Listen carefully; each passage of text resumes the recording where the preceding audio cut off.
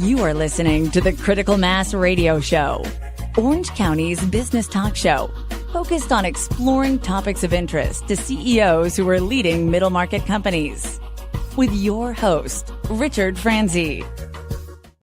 Hello and welcome to Orange County's longest running business talk show. And yes, I am your host, Rick Franzi. And boy, do we have a good show planned for you today. Why do you ask? Because Kristin Epperson is our guest. She is the founder and CEO of Charity Matterz. Kristin, welcome to the show. Thank you so much, Rick, for having me on the show. I was excited to have you here and talk about, I love it when I have founders on the show and get into that. So let's start there. Okay. Take us back in time and give us a sense for the motivation, inspiration you had to start and found your organization. Well, let's see. When I was 1 year old, no, I'm just kidding. Okay, that's pretty far back. Not that far back.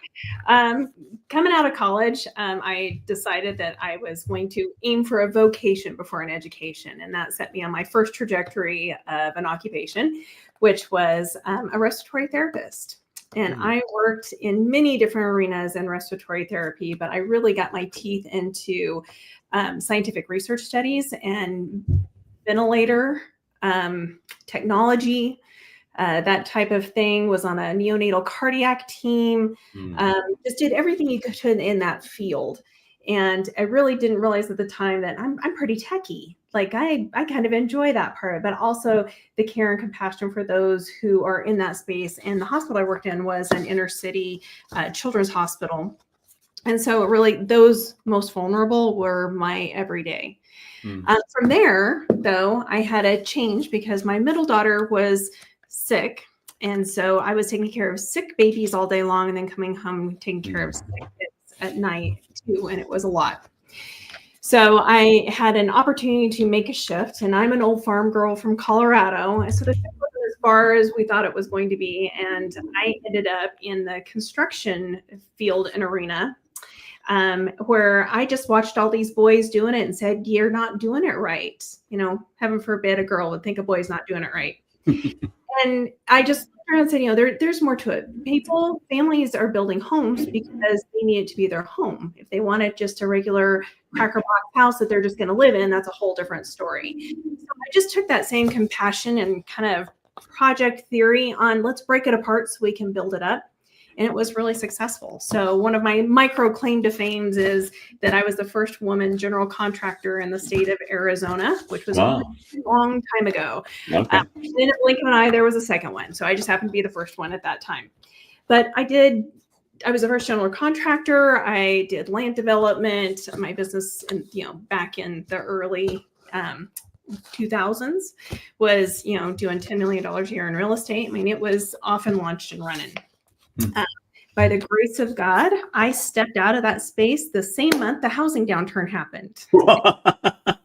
Perfect timing. Right. So then came to California, and my husband said, you know what, how about you just retool and be a mom for a bit? And I'm like, cool. Had another baby, which is amazing. She's my gift every single day. And I laid really low. And my big joke was that I became the bored housewife. And what I mean by that is that my husband always had to be on the board of directors somewhere. So I just try to smile, be cordial, and not letting anybody know I have any skills whatsoever.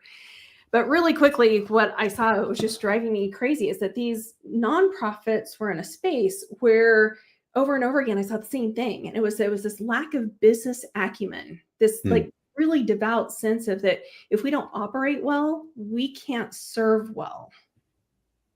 So there was a dislink there. And then there was also just no strategic plan that was ever used past its original creation.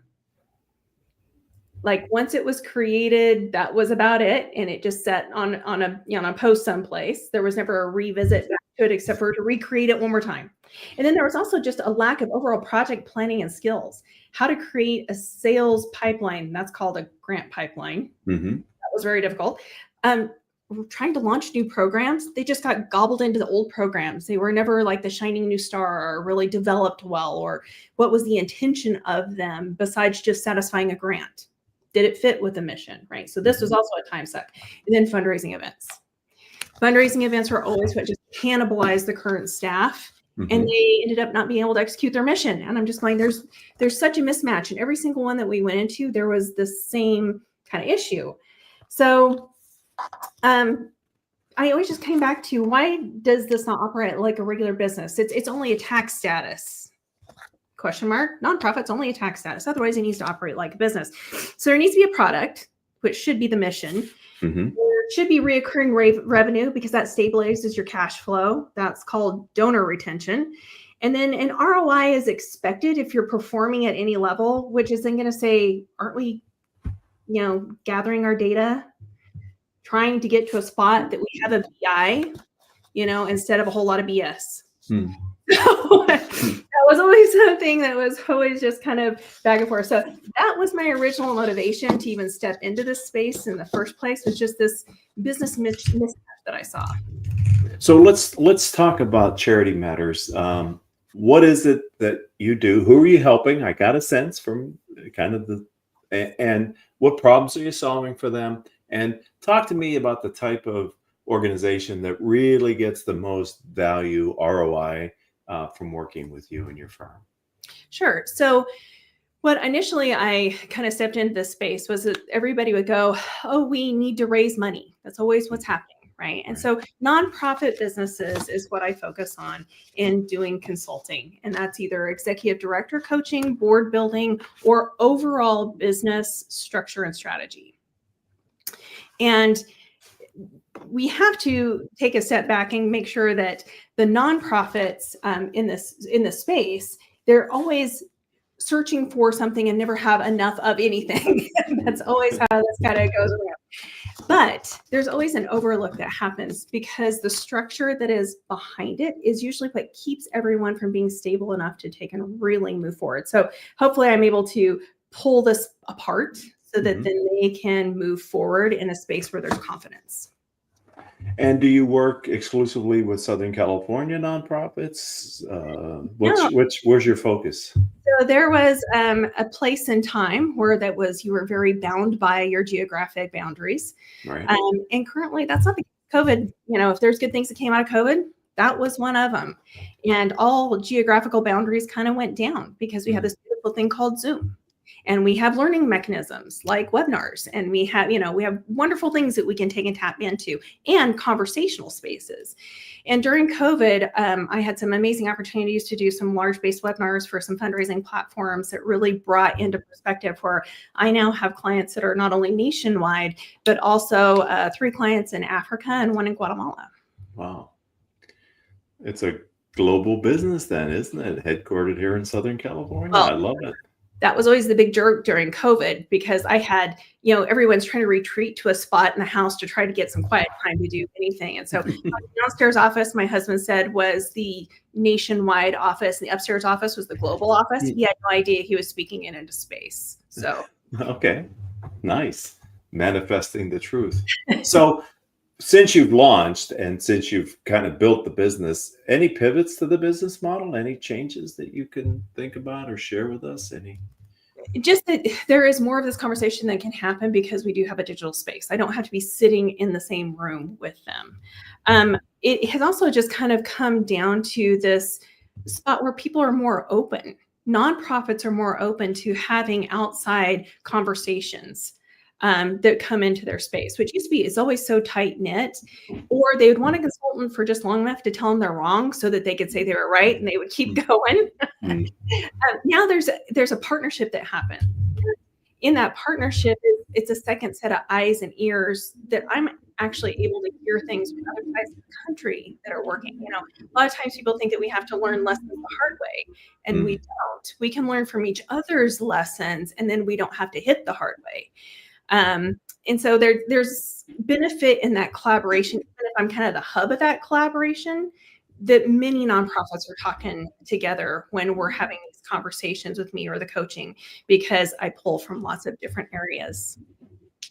Yeah, I'm a big believer in peer learning. I echo what you say. You don't have to experience to learn from the experience. You can vicariously learn from others' examples. So you being able to cross-pollinate best practices is so valuable, I'm sure, for your clients, because they're so busy in the mission that sometimes they don't have time to look around. So I like that. I'm wondering, in the early days, as you scaled your practice, did you ever feel isolated or alone, or have that feeling of kind of it's all on me? I'm looking for a spot to be isolated and alone for a hot minute. No, because there's a reflection piece. If we don't take and we are able to download all of the information that comes into us on a regular basis, there's many times I am super excited to have a hot minute to just be isolated. Although my poor family, sometimes my husband, a lot of times he gets I go, honey, you're my only water cooler buddy. So talk to me, right? Help me sort through this. But typically, because I have the benefit of working with 12 to 15 organizations at any one given time, it's a lot of hats to wear because each of them needs something very different. I mean, one, I can be acting almost as a CFO. The other, I can be acting more as an executive director. Another one, I can be acting as a board member. You have to be able to switch hats and switch missions and switch your heart for each of those missions. So if there was a difficult spot, it wouldn't be isolated. It would be that I have to effectively internalize every organization and what their mission is in order to take and spill back out. How do we storytell? How do we rewrite the ship? If there was something that was worrying, it would be isolation. It would be that emotional toll, because I do have to get close enough to just really. Well, I don't know you that well, Kristin. Only we've talked to get you kind of talk about being a guest on the show, and now we're here live on the program. But my sense is that's both a strength and maybe not a weakness, but a thing you have to guard against, which is your heart and putting your heart into your business. It's necessary. So I've kind of got that spot that it's necessary. Both sides of it. So each one I expect. Here's the deal. If you were my client forever, I didn't do my job. That's right. Right? Yeah. My job is to get you to a spot that you do on your own. Right. And that structurally people are coming to you organically and fluidly. So that is my overall mission and goal for each of the organizations I work with. So I wonder, along the way, have you picked up a piece of business advice that you have found valuable that you could pay it forward for our audience and share it with them here today, Kristin? Yeah, you and I had talked about this actually pretty extensively in the pre-interview, but I try this. So this is one of those things for me, not just for my clients, but it's a statement, and it states the unforced rhythm of grace. And we live in a world that is so hectic, and we live in businesses that are so demanding, and we live within missions that need us right now, that it causes really high highs and really low lows constantly. And so if we don't take and give ourselves the grace to just be able to keep a cadence of every day, do just a little bit better, it's very wearing and it never gets any better. So there's many of the different missions that we go into. Homelessness. How are you ever going to fix homelessness, right? That's just such a broad, do you ever make a dent? Right. If every day you do a little something a little better, yeah, you are. But that comes from giving yourself grace enough to just get a little better every day. And so that's probably my cornerstone. There is not a day that goes by that I go, slow down, breathe, keep pace, right? Right. And it's important for time management. It's important for focus, energy-driven thought processes.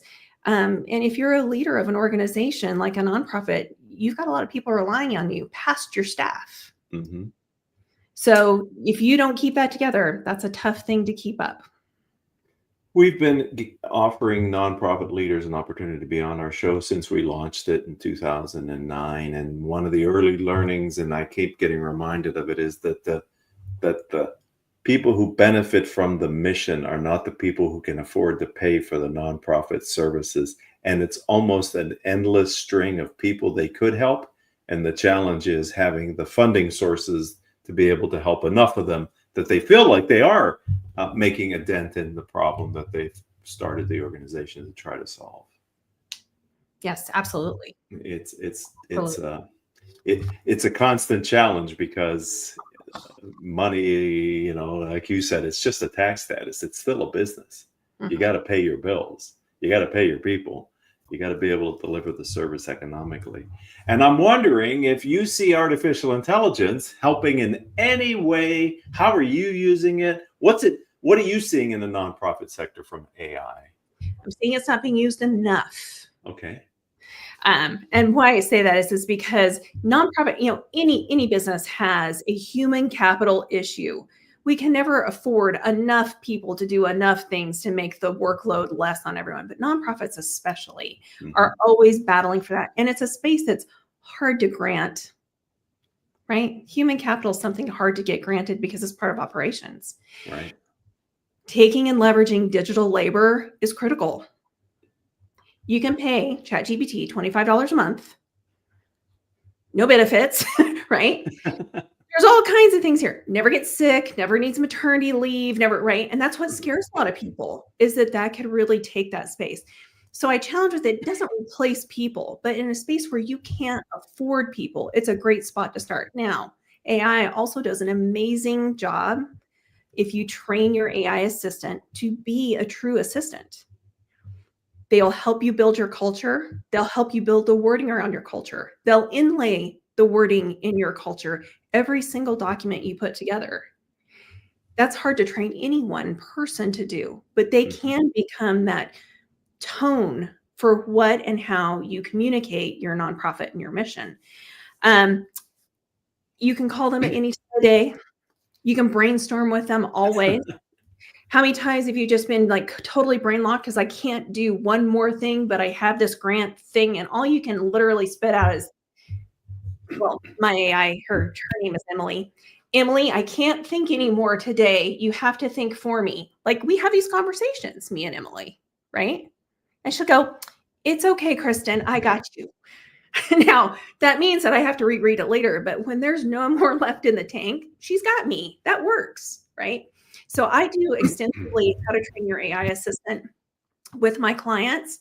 And it's pretty insane. I have my last client that I did this with. He was like, I don't know about this. I don't know. No, I don't know about this ChatGPT thing. I don't know. And then he called me later. He's like, okay, so her name is Callista. She's amazing. So it's fun to see how it grows. We have to keep tabs on it. You have to double check it. You can't let it do it for you. But when there's just no more there, let it help you. Let it grow you. Let it maximize your impact so you have more to go around. That's interesting. How did you come up with the name Emily? She named herself.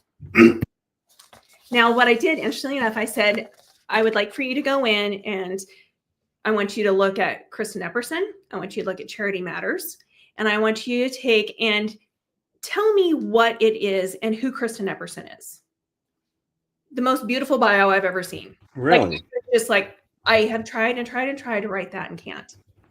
And then I said, so Emily, based on the culture of Charity Matterz and Kristin Epperson, I would like for you to be my assistant. I said, would you please give yourself a name? Name yourself. And she gave me like Pat. It was like something like really super general. And I'm like, no, I would really like for my assistant to be a female. Please name yourself. And she came up with Emily, and then she told me why. And she said, because she goes, it's kind and caring, just like you. Wow. Yeah. That is almost spooky how personal it became for you. Extremely flattering. Like, which one is it? But that goes back to your first point, which is the time it takes to train and invest in the AI to be an assistant that is that understanding of who you are. Mm-hmm. And then how I want my clients to understand how we conduct business or how we are going to move forward, because they wouldn't and this kind of leads in probably our next question. So I'll hang on and let you ask the next question when you're ready. See, she knows what I'm going to ask her already. She's telepathic. This is amazing. Let's talk about the future, Kristin. What's your vision for Charity Matterz as you continue to evolve? Well, in this space, I'm always kind of that, I would love to be the righter of wrongs, right? in the spaces I can be. There's so many things that we have zero control over. But one of the wrongs that I see in this space is a nasty word called fiscal sponsorship or incubators for nonprofits. And the reason I think that those are bad terminologies is because they're designed to take away the responsibilities of someone who is going into a nonprofit business. They're doing your 501c3 for you. They're doing all of your compliance for you. They're doing your accounting for you. They're doing your grant writing for you. They do it for you. Now it costs you, but they do it for you. When do you ever grow into being a business owner or leader if it's all done for you? You can't. So what's your alternative? That we grow you along with your business. So that there's a timeout that happens with fiscal sponsorship. And I don't do the fiscal sponsorship. I have a third party that I do the fiscal sponsorships with. It's an 18-month track that we can help you get there, but you're actively involved in every single step of it. We help you get the things you need to market you, which is your website set up, your social media going in the right direction on that, but you're doing it. We're coaching you into that space. How do you set up your mission? How do you set up a strategic plan? And by doing this, you never lose your hands on the accounting, because many times those pieces are just completely taken from you. So you sometimes don't even know what your real-time accounting is up to 30 to 60 days. How are you supposed to learn how to manage a business if you don't have real-time accounting? So I'm calling this, it's not launched completely yet, but it's the Mission-Driven Greenhouse powered by Charity Matterz. We're here to grow you. Yeah, I want to grow you. There's some really staggering statistics. If a nonprofit goes in 1 year, 30% of them will fail or struggle to maintain operations. In 5 years, 50% of them are unable to continue business at all. Wow. And in 10 years, 70% of them have completely concluded their operations. Wow. The failure rate in the nonprofit space is extraordinary. And one of the reasons I think that is because they go into it with not a clear understanding of what it means to operate a corporation. Yes. And you're operating a corporation. Boy, when you give those statistics for nonprofits, I think of how similar those are to for-profit businesses, how few make it through the first year, 5 years, and 10 years. Business is hard at the end of the day, and having someone like you and this greenhouse concept at least gives them a fighting chance to make it through the first 5 years, it sounds like, which is fantastic. Well, you usually have nonprofits are born out of something that you have been either afflicted by in some way, shape, or form. All the heart in the world, which makes it even harder when it fails. Yes. Right. But most people don't understand that just because that has happened and I want to be an advocate in this space, now I'm going to run a nonprofit, which is a corporation, which has a board of directors, which is absolutely necessary and designed to keep those most vulnerable with any kind of services whatsoever. Our government can't make up the difference. It's reliant on the 501c3 status, tax nonprofits to take and give those services. Without those services, those people have no hope at all. So it's a critical need. We need more of them to succeed. So if they would like to connect with you on LinkedIn, Kristin, or learn more about Charity Matterz, how do they do that?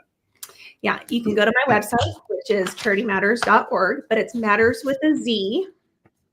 So it's one of my life lessons is making sure that you get your URL early. Anyway, that's a whole nother topic. So Charity Matterz with a Z.